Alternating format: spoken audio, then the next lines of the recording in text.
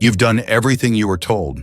You've read the books, recited the affirmations, meditated in silence, created vision boards full of hope. You've tried to think positive thoughts, to be grateful even when it hurt, to visualize a better future until the images blurred in your mind. And yet nothing changes. Or worse, things seem to slip further from your grasp. It's confusing, it's frustrating, and it makes you quietly wonder, what am I doing wrong? The truth is uncomfortable, but liberating once you see it. The universe isn't responding to your effort. It never was. It doesn't reward how hard you try or how desperately you want something. It listens to something far more subtle, something you didn't realize you were always transmitting. The universe responds to your frequency, not your words, and your frequency is not shaped by what you say, it's shaped by what you embody. Most people are trying to manifest while unknowingly sending mixed signals into the field. They ask for abundance but carry a nervous system trained by years of lack. They repeat mantras of self-love while their body still braces for rejection. They script stories of success, yet check their bank account with dread. Consciously, they want change, but subconsciously, they are wired to expect more of the same. And the field doesn't judge, it simply reflects. It mirrors your dominant vibration with astonishing accuracy. You are not manifesting what you desire, you are manifesting what you are. This is why manifestation for so many becomes a cycle of hope and disappointment. The quantum field isn't a machine you control with thoughts. It's a mirror that reflects your coherence. And coherence isn't a mindset, it's a state of being. It's when your thoughts, emotions, and actions move in the same direction. When your breath, your posture, your inner narrative, and your daily choices are aligned. Most people are trying to think their way into change while their body is still stuck in the past. The field doesn't care what you say you want. It tunes into what you actually believe, feel, and live. This is where the real work begins. Not with another ritual, not with more effort, but with a shift so fundamental that it feels like starting over.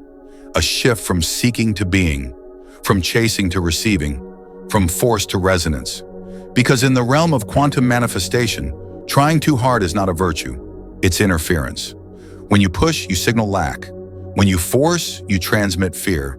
But when you soften, regulate, and return to your center, you begin to emit a steady signal the universe can finally respond to.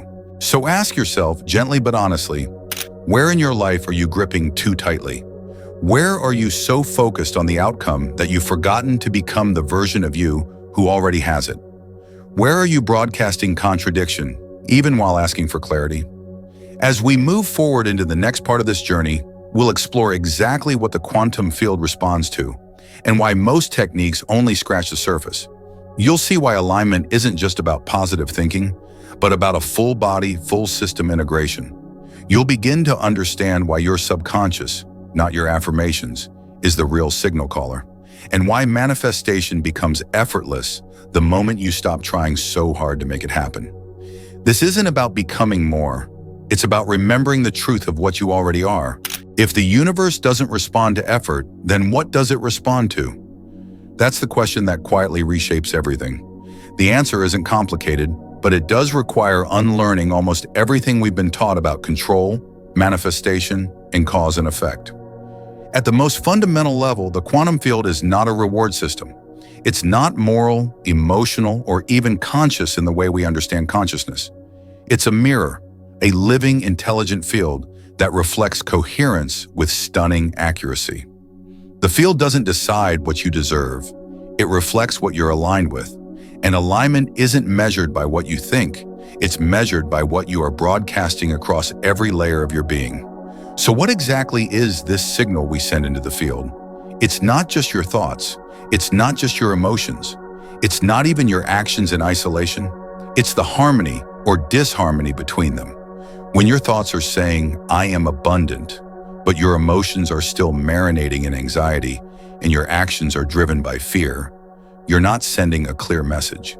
You're sending noise, static, contradiction, and the field mirrors that back with equal confusion, false starts, mixed results, sudden progress followed by sharp reversals. But when your system is in coherence, When your thoughts, emotions, and actions are pointing in the same direction, you send a clean signal, and the field, by its very nature, begins to shape around that frequency.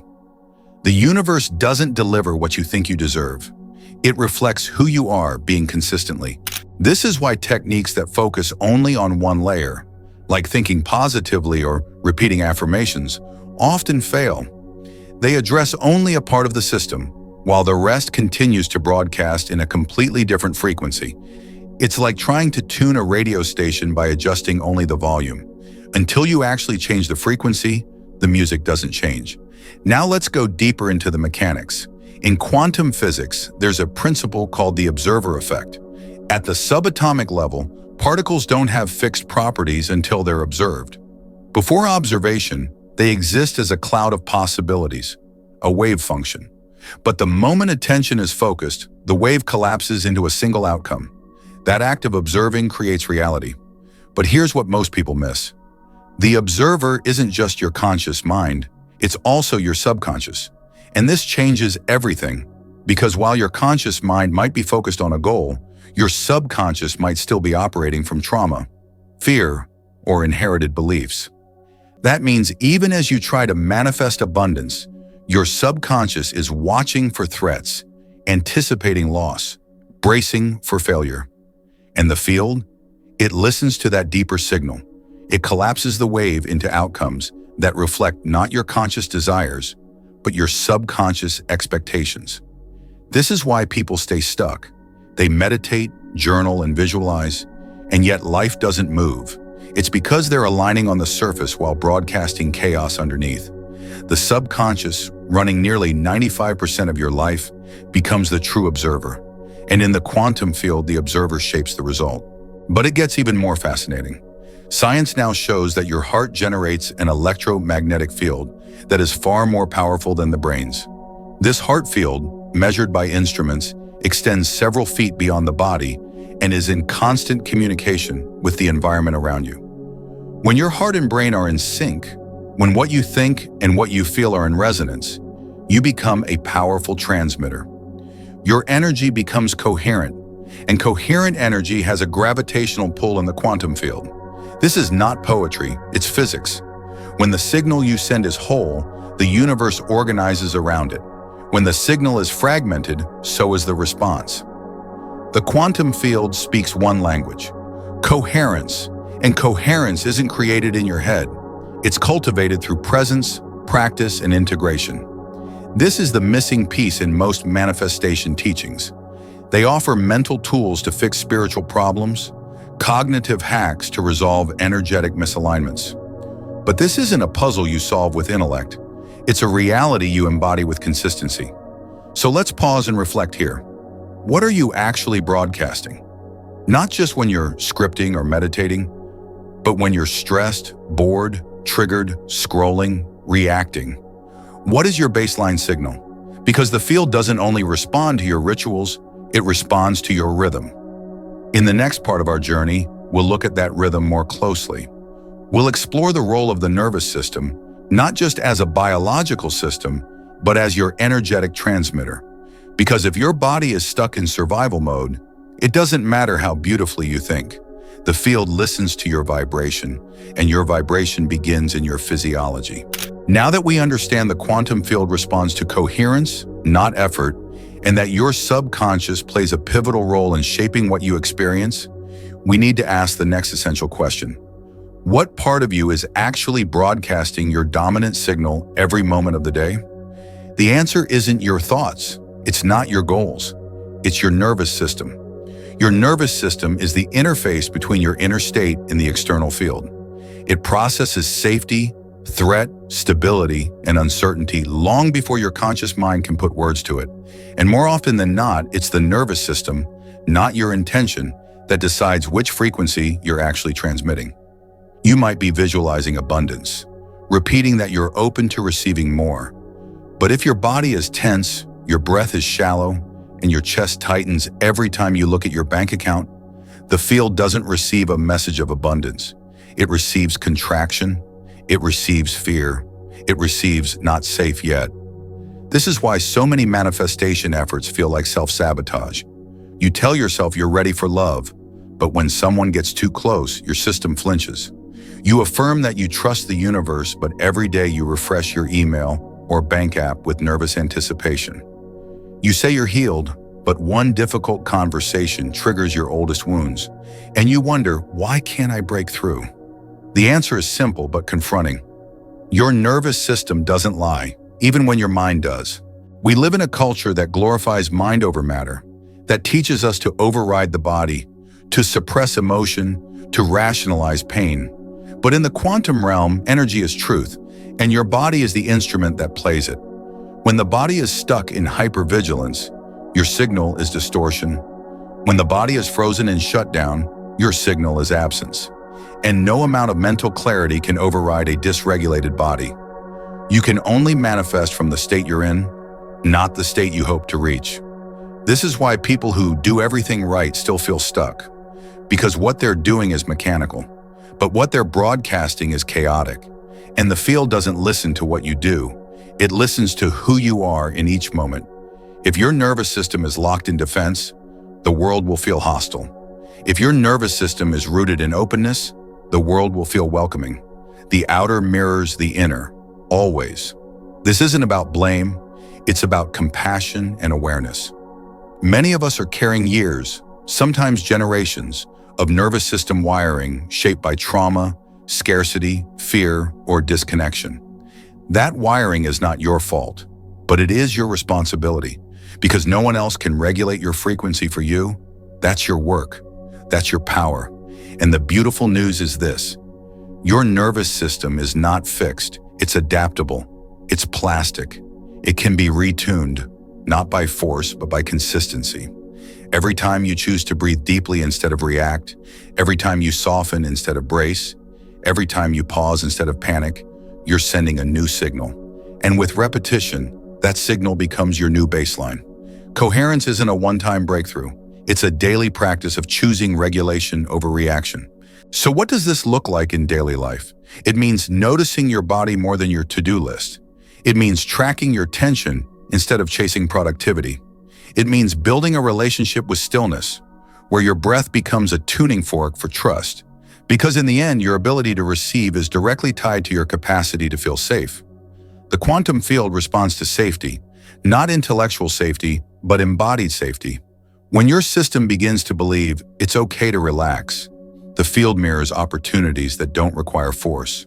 When your body believes it's safe to open, the field reflects connections that don't re-traumatize. This is why healing is manifestation, why nervous system regulation is abundance work, and why embodiment is the real shortcut. As we move forward, we'll take this one step further. We'll look at how the very act of control, our obsession with forcing outcomes, is often the strongest signal of mistrust. We'll explore how clinging becomes resistance, and how learning to let go isn't weakness, it's quantum alignment. Because the next layer of manifestation isn't about doing more, it's about ungripping. Let's turn toward that next. If your nervous system is the broadcaster, then control is often the static. And here's the paradox. The more we try to control the outcome, the more we interfere with the signal. Most people who struggle with manifestation aren't lazy or undisciplined. They're exhausted, not because they're doing too little, but because they're doing too much from a state of mistrust. They are over-efforting, over-planning, over-monitoring, not realizing that the very act of control is transmitting a frequency of fear. We've been taught that control equals safety, that if we hold on tight enough, measure every variable, double-check every step, we'll finally arrive. But in the quantum world, that mindset backfires. The field doesn't interpret control as power, it receives it as resistance. Every time you micromanage the universe, you signal that you don't believe it's working for you. And that signal creates more delays, more blocks, more frustration. Think of it like this. Imagine trying to grow a plant. You water it, give it sunlight, nourish the soil, but then every hour you dig it up to check if the roots are growing. That constant interference doesn't help the plant grow faster. It weakens it. In the same way, when we obsessively monitor our progress, we keep disrupting the energy that's already working. We don't let it root. We don't let it unfold. This control trap often hides behind doing the work. We think we're being intentional, but really we're being reactive. We visualize abundance, but check our bank account with anxiety every day. We script about love, but stalk text messages with tension. We meditate in the morning and spiral in fear by afternoon. And each time we do this, we reinforce the timeline we're trying to escape. The field, again, doesn't respond to moments, it responds to patterns. And if your pattern is stress and suspicion, even if it's wrapped in spiritual language, the signal is still misaligned. Because the field doesn't care about appearances. It mirrors coherence, not performance. This is why many people say, I'm doing all the things, but nothing's changing. It's because they're doing those things from a place of desperation. They're still gripping, still seeking reassurance from the outside before settling into trust inside. And the result? More searching, more waiting, more evidence that reinforces the need to control. Here's the shift. Manifestation isn't passive, but it also isn't forceful. It's a dance, a co-creation, a moment-by-moment relationship with surrender. And surrender isn't giving up. It's giving permission. It's allowing what's already aligned to reach you without obstruction. To get here, we must ask ourselves honestly, what emotion is driving my actions? Am I visualizing because I'm connected or because I'm afraid? Am I scripting because I feel empowered or because I feel behind? Am I chasing a result or embodying a reality? The difference is subtle but profound. When you act from trust, your energy expands. When you act from fear, it contracts. And the field doesn't respond to what you say, it responds to how you move. It tunes into your gestures, your breath, your posture, the way you exhale after checking your phone. The tiniest signals matter more than your most polished intentions. If you want a different outcome, you have to broadcast from a different baseline, not occasionally, not just in the morning, but as a way of being. And that means training your nervous system to let go, not just once, but consistently. Letting go doesn't mean sitting back and hoping. It means holding your vision gently, while allowing the form it takes to surprise you. It means taking action from inspiration, not compulsion. It means knowing the difference between aligned effort and frantic forcing. So take a breath. Ask yourself, where in my life am I clinging the hardest? What would it feel like to soften by just 10%? Not to give up, but to give room. What would happen if I loosened my grip, even for a day? Because in the quantum realm, release is not weakness, it's calibration. And when you learn to lead with openness, you stop sending out the signal that something is missing. You begin to resonate with the version of reality where it's already here. In the next section, we'll explore how to step into that version, not by wishing, but by embodying.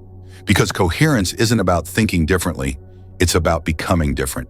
And everything you've been trying to manifest, it's already vibrating on a frequency that's waiting for you to match it. Everything you've heard so far leads to this moment, the realization that true manifestation doesn't happen through desire, but through embodiment. This is where most people falter, not because they lack clarity or even discipline, but because they try to receive from a frequency they haven't yet become. They wait for the external to change before they shift internally. But in the quantum world, the reverse is true. You don't manifest the life you want by chasing it. You manifest it by becoming the version of you who already lives it. This isn't about pretending. It's not about faking confidence or acting like you're happy when you're not. It's about tuning your entire system, your breath, your nervous system, your thoughts, your habits, into resonance with the reality you want to experience. In other words, becoming the signal first so the form can follow. Let's break it down. If you want to attract love, don't just visualize a partner.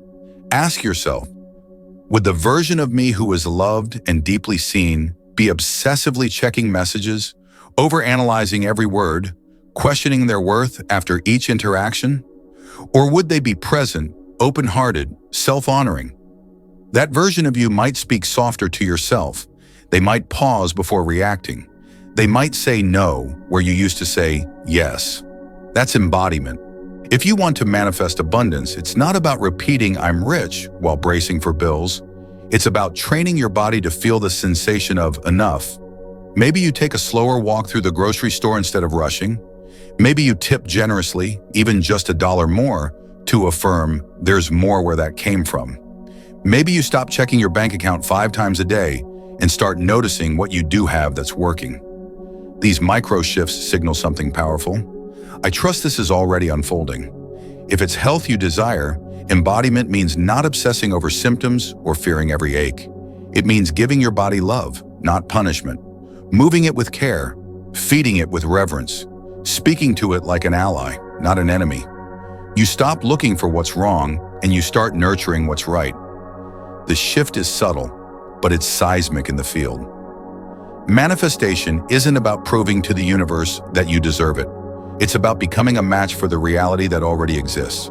Everything you want is already vibrating on a certain frequency.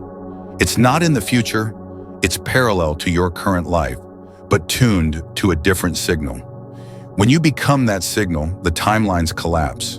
What once felt distant begins to materialize, not because you forced it, but because you met it. This is why embodiment is so much more than action. It's not about hustling or checking boxes. It's about infusing every choice you make with the energy of the outcome you desire. It's brushing your teeth as someone who's worthy. It's replying to a text as someone who is already loved. It's showing up to your life, not waiting to be chosen, but choosing yourself again and again. And yes, it takes courage, because there will be days when the outer world shows no sign of change, when your bank account still looks thin, when no one is texting back, when your body still aches. But the real test of embodiment is this: can you stay loyal to your frequency even when your circumstances haven't caught up? The most powerful manifestors aren't chasing, they're calibrating. They're not addicted to outcome, they're committed to alignment. And from that place, their life begins to bend around them, not because they demanded it, but because they became undeniable. So pause now. Ask yourself, what would the version of me who already has what I want do today? How would they sit? How would they breathe? What choices would they make, not to get there, but because they are there? Because that version of you already exists, and the field is listening. In the next chapter, we'll talk about what to do when that frequency wobbles, when fear creeps back in, when the old timeline starts to pull you by the ankle. Because it will. And knowing how to return to coherence is just as important as reaching it. No matter how aligned you become, life will test it. Not because the universe is cruel, but because it's honest. You might have days where you feel powerful, connected, in flow. Then suddenly something shifts. An unexpected bill, a difficult conversation, a wave of self-doubt you thought you had outgrown. And just like that, your frequency wobbles. The embodied version of you fades into the background, and the old timeline whispers your name again. This is not failure. This is the human experience. Alignment is not about staying elevated at all times. It's about knowing how to return when you fall, because you will fall. You'll forget. You'll contract. And that's okay. The power isn't in never slipping. It's in remembering how to come back. That's where emotional regulation comes in, not as a form of suppression, but as an act of sacred listening. Many people confuse manifestation with feeling good all the time, but that's not the point. You're not meant to bypass fear, grief, or anger. You're meant to move through them consciously, to feel the full range of your humanity without letting those emotions hijack your signal. This is emotional fluency, and it's a superpower in the quantum field. When fear shows up, it's not the enemy, it's an invitation, a signal that part of you is seeking safety. Instead of running from it, you pause, you breathe, you place a hand on your chest, you let it speak without letting it steer. The goal isn't to get rid of the emotion, it's to hold it without losing your frequency, to expand wide enough inside yourself that fear can sit down without taking the wheel. This is what it means to regulate. You notice the tension, you witness the story, you choose the response, and in doing so, you re-establish coherence, not through perfection, but through presence. You don't have to be unwavering to manifest. You just have to become better at returning. Think of it like tuning an instrument. Over time, it will go slightly off pitch, not because anything's broken, but because that's natural. The environment shifts, the strings stretch, But when you hear the dissonance, you adjust, gently, without panic. That's regulation, that's mastery. So how do you do this in real life? First, use your body as your barometer. When something triggers you, don't run straight to your thoughts. Go to your breath. Is it shallow? Tight? Pausing for even 10 seconds to breathe more fully can shift your chemistry. Then check your posture. Is your body collapsing forward, protecting your heart? Are your shoulders clenched? Your jaw locked? These micro tensions send macro signals to the field. Soften where you can. Second, recognize emotional loops. Your mind will often try to protect you by rehearsing worst-case scenarios. It believes that overthinking equals safety. But in truth, every loop weakens your signal. The moment you catch yourself spiraling, interrupt it. Not by force, but by redirection. Ask, what's a more useful thought I can choose right now? What would my aligned self say to this part of me? Third, anchor yourself in rituals that restore regulation. Maybe it's a daily walk without your phone, a few minutes of silence with your hand over your heart, a mantra whispered gently when doubt rises. These aren't just nice habits. They're acts of energetic hygiene. They clear the static, ground your signal, and remind the field, I'm still here. And finally, give yourself permission to be imperfect. The field doesn't require flawless frequency. It simply reflects dominant patterns. That means one bad day doesn't cancel everything. What matters is where you return and how often. In the next and final part of this journey, we'll explore how to make this entire process sustainable. Not just something you remember when life is smooth, but something you live, even when it's hard. Because manifestation isn't a performance, it's a way of being, a way of relating to the quantum field not as a tool, but as a partner. Let's close this together.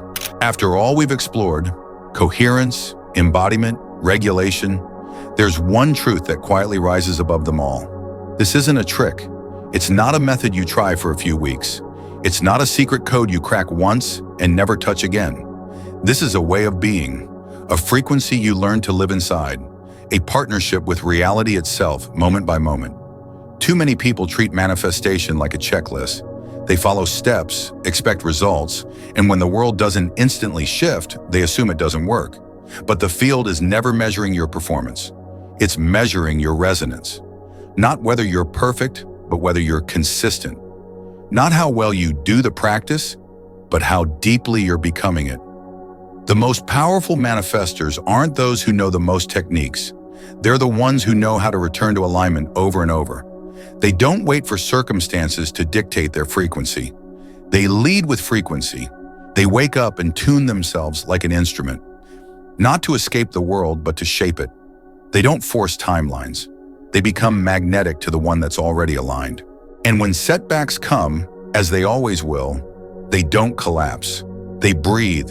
They recalibrate. They listen for the signal beneath the noise and adjust. This is the quiet mastery few talk about. It's not sexy. It doesn't trend, but it works. Because in the quantum realm, truth isn't loud. It's steady. So how do you live this? Start each morning not by checking your phone, but by checking your frequency. Ask yourself, what station am I tuned to today? Is it trust or fear? Flow or control? Use your body as the compass. The tension in your chest, the tightness in your jaw, the way you hold your breath. These are clues, not problems, invitations. Throughout the day, build small moments of awareness. Notice where you slip. Celebrate where you stay centered.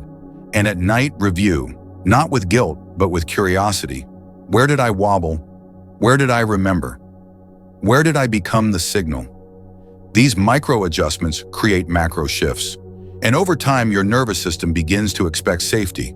Your heart begins to radiate coherence. Your field becomes clean, stable, unmistakable. You become someone who doesn't just practice manifestation, you live it. But here's something most people miss. You don't have to do this alone. We are social, energetic beings. We co-regulate. We entrain to the people around us. When you surround yourself with others who are also choosing coherence, your field strengthens. When you're in conversations that affirm who you're becoming, not who you were, you stabilize faster.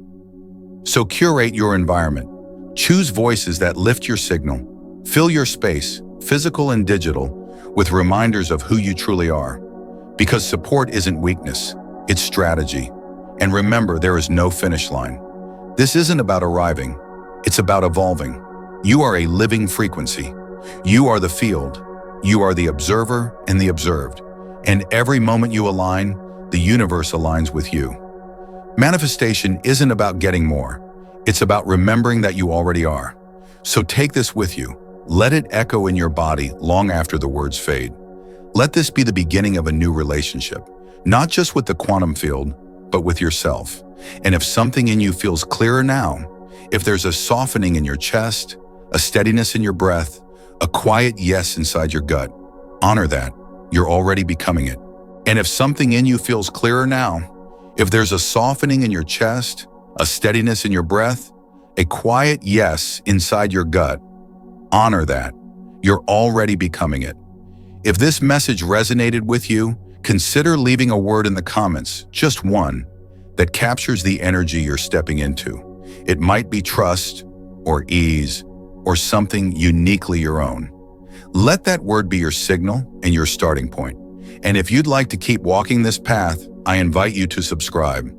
Not just to a channel, but to a frequency, to a space where people remember who they are and what they're here to create.